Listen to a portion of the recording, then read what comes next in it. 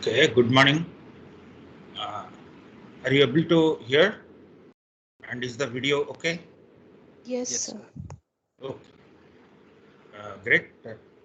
Let's get started. But before we start, just calculating how many classes we have, and then turns out that today we have class and then a quiz, and then Thursday, and then Monday. So that's just 2 classes excluding today's class. And I was thinking that every class will have a quiz now. That is coming Thursday and Monday will have a quiz so that you have more choice. Uh, I hope that's okay with everybody. Now let's get started. Hello, sir. Yeah, please. Yes, Sir, in the second quiz there was some problem, sir, so that will be yeah, excluded. yes. Okay, sir. The second quiz had lot of difficulties. So we had to cancel some questions, and then the question was by mistake uploaded beforehand. So there was that is a matter of concern because possibly the TS didn't know how to upload that time. So the question had got uploaded for a brief time, and we have to cancel the quiz 2. So quiz 2 is excluded, and the remaining quizzes will consider 75% of that. And um, I am proposing. So today we'll have a quiz at 12:30. And then we'll have one on Thursday and one more on Monday, and that's the last class on Monday, and that's the last quiz. So that's the plan. Now let's get started. Branch prediction, we were discussing that this is what has made the pipeline acceptable. Every processor is using the pipeline because we are able to almost correctly predict the branch in hardware. Now let's see how we are able to predict.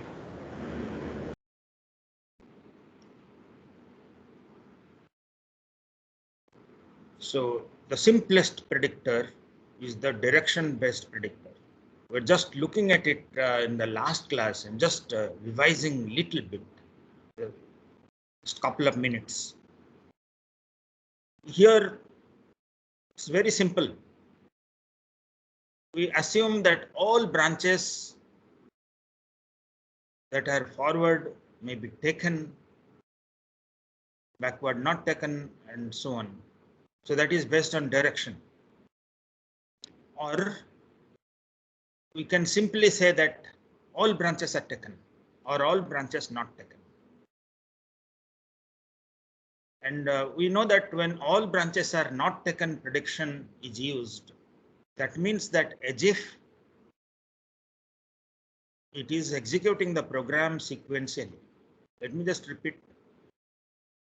The not taken prediction is that the program is executing sequentially as it was doing, as a normally program does, ignoring all branches, executing sequentially. But the only thing that is needed for this not taken prediction is the flossing mechanism. That is, when actually the branch is found to be taken, the instruction that were getting executed, the fall through or the sequential successors that were getting executed, we'll have to just cancel them. So that's the only thing that we have to do. Otherwise, there is no other hardware required here for not taken predictor. So extremely simple, nothing at all hardware excepting the flossing mechanism. When the branch is actually found to be taken, you need to just cancel the ones that are getting executed. And we'll see that it did offer some performance improvement compared to no prediction. But then the static predictors, which constantly assume that all branches are taken or not taken, don't really perform well. The behavior of the branches depends on how the branches have been behaving lately, and that we need to capture need to have the history of the branch behavior. So that is the dynamic predictor. We'll look at it today, the dynamic predictor, the simplest dynamic predictor. But the static predictor is very simple. We'll first look at the static predictor and then we'll look at the simplest dynamic predictor.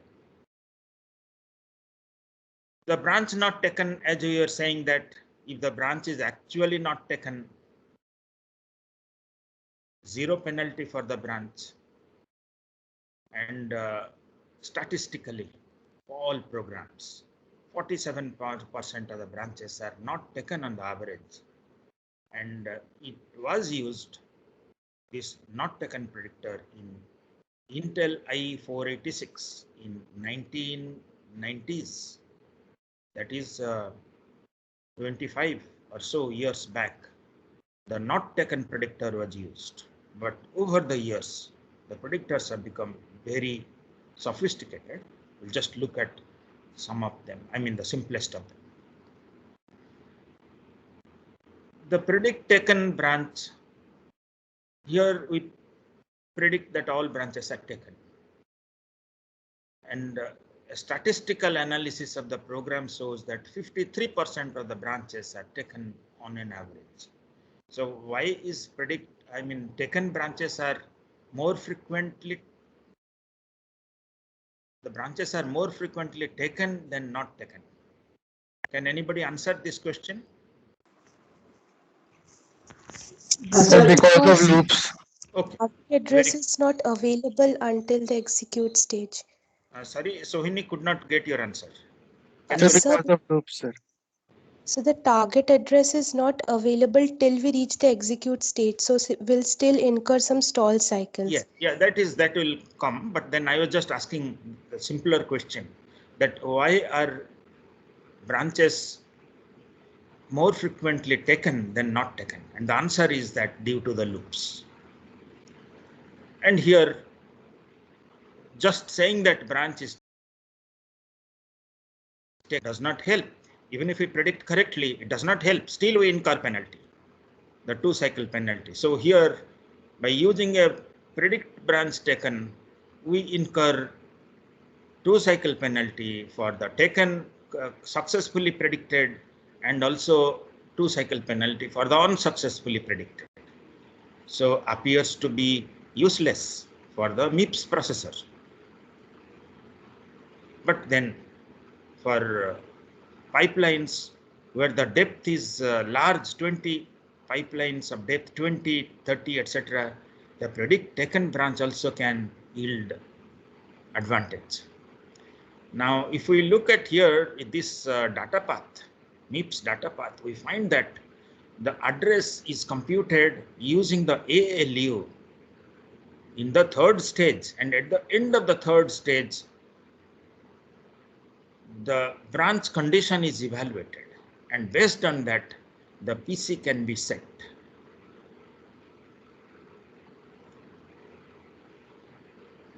But of course, we are saying that we can have another redundant ALU, the second stage for branch condition evaluation, etc. But the simple MIPS data path will incur 2-cycle penalty for even successfully predicted branches, which are in the taken statically assumed to be taken. Now this is the example that we were doing last time.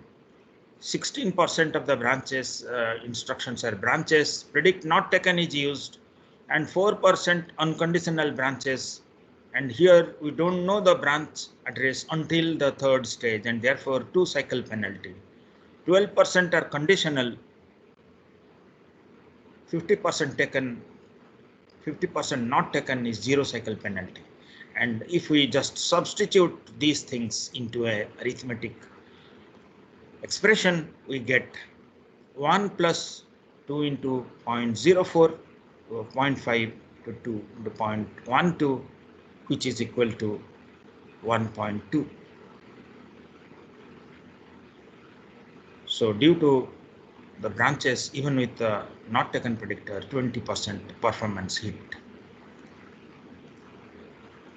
And just to recapture, the static predictors typically predict in the second stage. After knowing the instruction that it is a branch, it is predicted. And the dynamic prediction is predicted in the instruction fetch stage.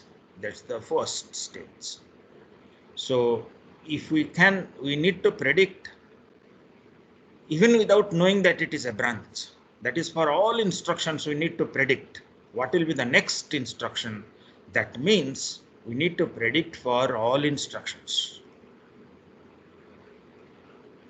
And here, if we can predict correctly and whether the branch is taken or not taken, then we get significant performance benefit. But again, just predicting taken does not help much. We also need to predict the target address. Just predicting the branch outcome is not enough. We need to also predict the target address to which it will branch if it branches. Now let's look at this sequence of instruction and see there is a backward branch here. So this is a loop basically.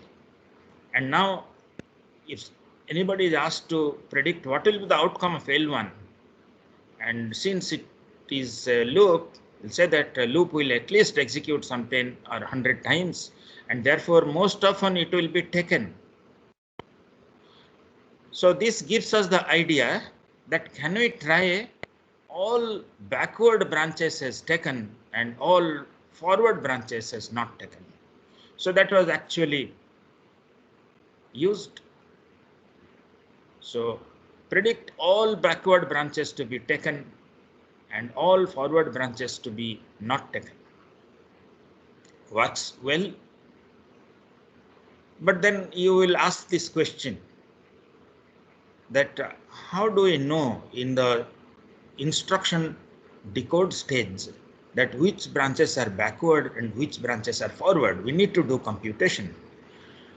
Okay, the answer to that is that in Pentium Pro, etc., Pentium 2, Pentium 3, etc., the compiler used to insert one bit there saying that whether it is a forward or backward branch, and that used to help in predicting the branch, because this was a very simple predictor, static predictor.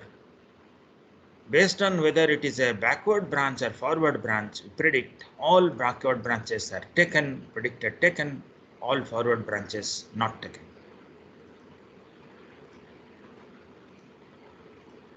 Now, this is just a small variation of the quiz, the question that we are discussing.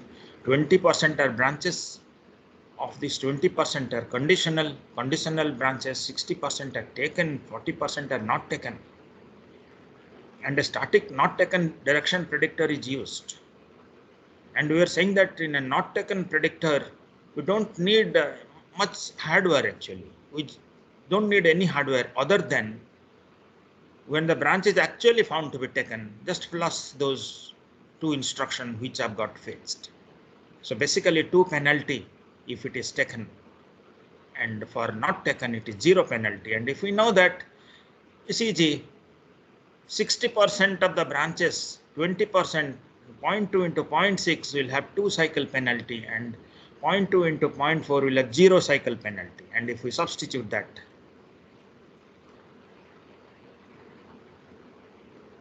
we get 1.24. If we had enough time, we are towards the end of the semester and also online, otherwise you would have really asked you to do pen and paper. Unfortunately not able to do that now, but then you please try out. So the 20% unconditional will also have a penalty of 2 cycles, right? No, this is a, okay, no, here there is no unconditional. See the question, look at the question. Acha. It is unconditional. Okay. Yeah. Correct. So 20% branches, of which 20% will have 2 cycle penalty, and also 60% will have 2 cycle penalty. So that means, okay, 20% of these 20%. So 0.4, 0.2 into 0.2 have 2 cycle penalty, and of the remaining 16%, sorry, 80%. So that is 20% into point, so 0.16, and into 0.6 will also have 2% penalty. So that's what we have done here. So 2 cycle penalty for 0.6 into 0.2. Okay. So we didn't consider the unconditional, is it? So 2, Yes. no, sorry. So 2 into 0.6. Okay, we just ignored this statement. It should have been slightly different expression. So 20% branches, and out of that 20% are unconditional. So 0.2 into 0.2 into 2, this is the penalty due to the unconditional. And for the conditional, so 0.2 into 0.8 into 0.6 into 2. So we need to, I think this expression, as pointed out, is incorrect. Ignored the first statement. So unconditional ignored. So it should have been different. So please do it correctly. It's just, I mean, if you understand, it's arithmetic. So only thing to just note here, I mean, where, so 20% of these 20% are unconditional. So that means of the 20% branches, 20% are unconditional. That means of all the instructions, 4% are unconditional.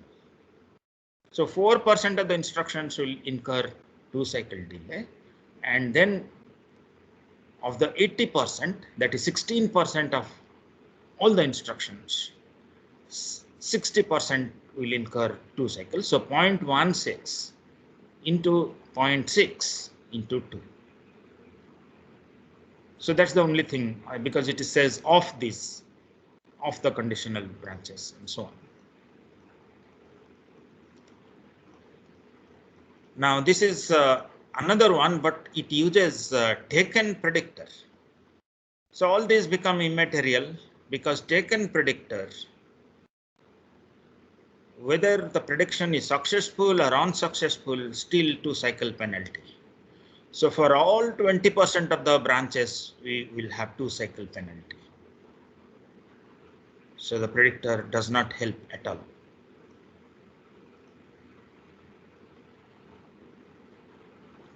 The taken predictor is useful only in deeper pipelines. Now, over the years, the processors have become sophisticated. Just look at the i7 processor. Intel has codenamed it as the Nehalem. And see here, this is a wide pipeline. It's not just like the single stage pipeline that we were discussing. And also, the other thing that they are doing here is this externally CISC, internally RISC. So they are translating the CISC instructions, externally CISC instruction into RISC instructions. Just see here this 128 TLB, 4-way instruction fetch, hardware, etc. These are all doing this actually. And then this is the pipeline here. This is a simplified diagram. The pipeline is slightly more deeper, and also it has something called as reorder buffer. That means the instructions execute out of order. To overcome the data hazards, the false data hazards, and even the true data hazard, to minimize the true data hazards, here they let the instruction execute out of order. So an instruction which is appearing later may complete earlier, but that it waits here in the reorder buffer. 32 entry reservation station. So here the instructions start executing from the reservation station, and then there are multiple ALUs.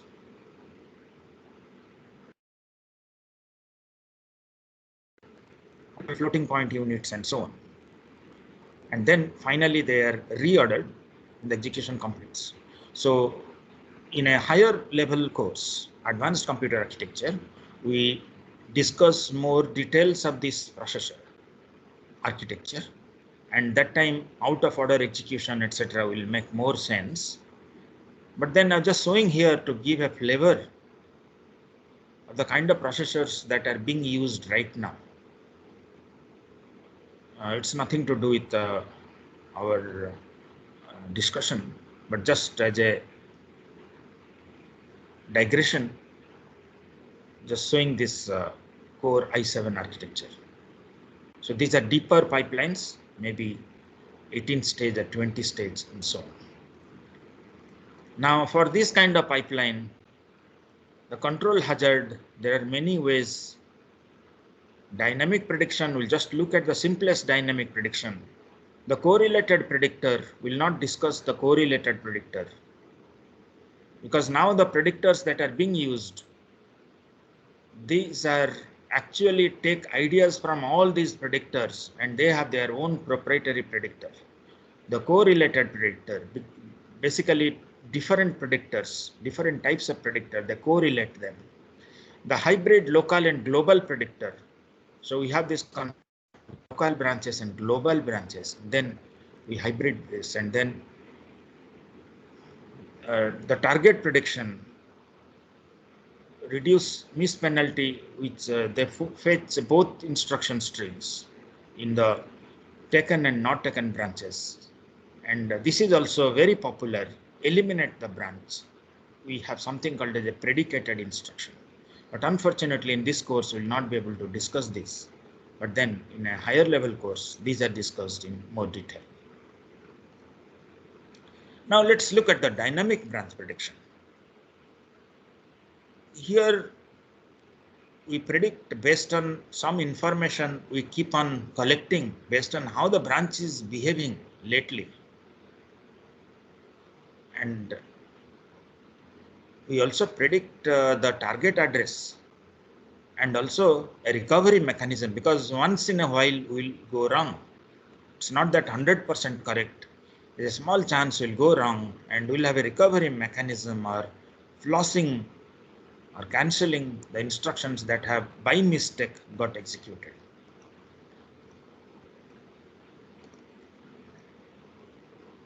So we have a special buffer here, the target address buffer. It is called variously, differently as target address cache or the target buffer, BTAC or BTB, the same thing basically. So here we store the target address. Now let's look at the 1-bit predictor, the simplest predictor. So here for every instruction, we keep 1 bit basically. How the instruction behaved last time? Was it taken or not taken? And now the problem here is that a branch is, let's say we have a loop where it is 15 times taken. So it's a loop of 16, size 16. So 15 times taken, and the last time it was not taken. But then when the loop is executed again and again, we have 2 mistakes, because each time we just keep what the branch was doing last time and then predict. So all these predictions will become correct because it was taken and next time also taken and so on. But finally, when it was not taken, so there is one mistake here. Between the 15 and 16, there is a mistake. And the 16 to 1, there is a mistake. because we had predicted last time not taken and find that it is taken. So there are two mistakes. And the worst case occurs if there is a branch which has size 1. Okay, size 2. So taken, not taken, taken, not taken. So branch of size 2, the loop of size 2 will give the worst performance. Prediction accuracy is 0. Each time we predict the wrong thing, we found taken and we're predicting taken, but it is not taken. And then because last time not taken, we're predicting taken and then it's found, not taken and predicting not taken, found that it is taken. So this gives the worst performance for this 1-bit predictor. So each time, whether a branch is taken or not taken, we just keep track on 1 bit. We'll see how the bit is organized in hardware. So if there is a branch of size 10, then 8 will be correct predictions, 2 will be wrong prediction, so the accuracy will be 80%. And for n branch of size n, loop of size n, n minus 2 correct predictions out of n. So that gives us the accuracy of the last time predictor or 1-bit predictor. This is the hardware arrangement here. See here, for the instruction, we leave out 4 bytes here and then take the index here, depending on how much we can afford for our buffer. If you can afford to keep 1000 entries here, we will take 10-bit. Our index will be 10-bit. And the rest become tag. So we take this 10-bit here, index into this buffer that we have. And then first we compare with the tag here. Because it is of size 1000 and our program may be much larger, so it may so happen that our branch is not here, even though the index we indexed and found that the tag is different. So then we will not use this. But if the tag matches and there is a 1-bit predictor here, we'll use the predictor bit here. And if it is taken, and then we'll take the address that was used last time. This is the address stored, the branch, which address it has branched when the branch was taken, we'll take that address. Otherwise, we'll just take PC plus 4 sequential. So that's the scheme here. So this is called as the branch history table. Contains the tag, prediction, and the branch target buffer. Now let's see the alternatives of implementation. We need to predict the branch by, during the instruction fetch, we know only the program counter. We don't even know what type of instruction it is. So we need to keep entries for every instruction. And then if it is 32-bit address, then let's say we forget this lower 2-bit, 2-bit. And then we'll have 2 to the power 30 entries. Lower 2 bits we don't consider because these are instructions, so 2 bytes they take. Now this is too big. A buffer of size 2 to the power 30. It's too costly. So gigabytes, we need prediction buffer of size gigabyte. It will be too expensive. But can we do something that we keep the prediction bit to the instruction itself? We modify the instruction cache and just keep the instruction bits along with the instruction, the prediction bits, etc. But that will lead to modifying the instruction cache and so on. It's a very complicated mechanism. It will not work. Can we use the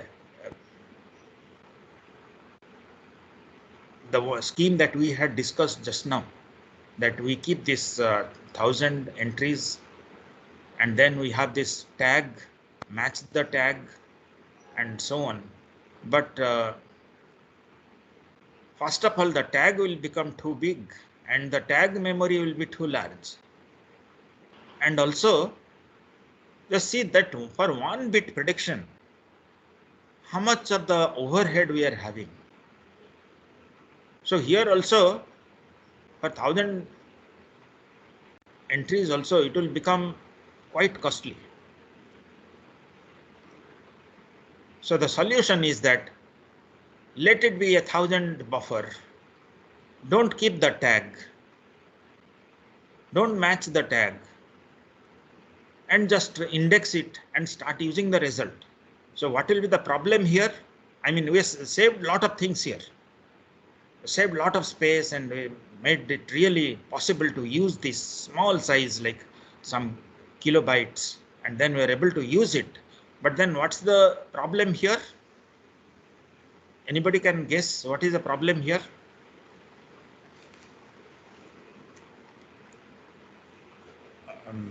Sohini, what is, can you guess what is the problem? Can anybody guess? Okay, the problem is that we were trying to use the prediction for some branch, but actually that branch is not sitting there. It is some other instruction sitting there. Because you are not checking the tag, it can be some other instruction sitting there. So our prediction may become wrong, not because the predictor was wrong, but because it was some other instruction sitting there. We are trying to use the prediction for some other instruction. So that problem is called as aliasing problem.